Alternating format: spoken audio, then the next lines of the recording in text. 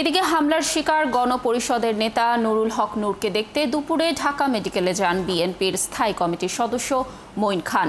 হাসপাতাল থেকে বেরিয়ে তিনি সাংবাদিকদের জানান, তার দল শান্তিপূর্ণ রাজনীতিতে বিশ্বাসী। নূরের ওপর নির্যাতন দেশের মানুষ মেনে নেবে না। এই হামলার ঘটনায় নিন্দা জানিয়ে দোষীদের শাস্তির দাবি জানিয়েছে গণ অধিকার পরিষদ। একই সঙ্গে নূরের উপর পরিকল্পিতভাবে হামলার প্রতিবাদে স্বরাষ্ট্র উপদেষ্টার পদত্যাগ দাবি করেন দলের সাধারণ সম্পাদক রাশেদ খান।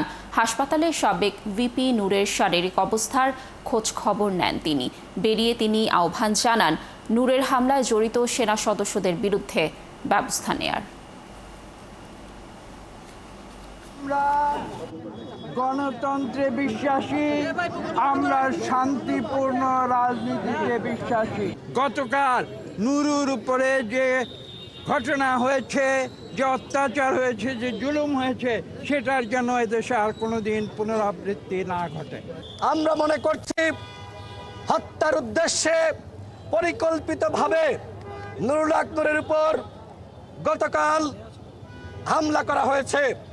সেনাপ্রধানের উদ্দেশ্যে বলতে চাই, যদি আপনি এই ঘটনার দায় না নিতে চান, তাহলে আপনাকে অবশ্যই তদন্ত সাপেক্ষে সেনাবাহিনীর যারা নুরুল হক নূরকে রক্তাক্ত করেছে, যারা আমাদের নেতাকর্মীদেরকে রক্তাক্ত করেছে, তাদের বিরুদ্ধে উপযুক্ত ব্যবস্থা গ্রহণ করতে হবে।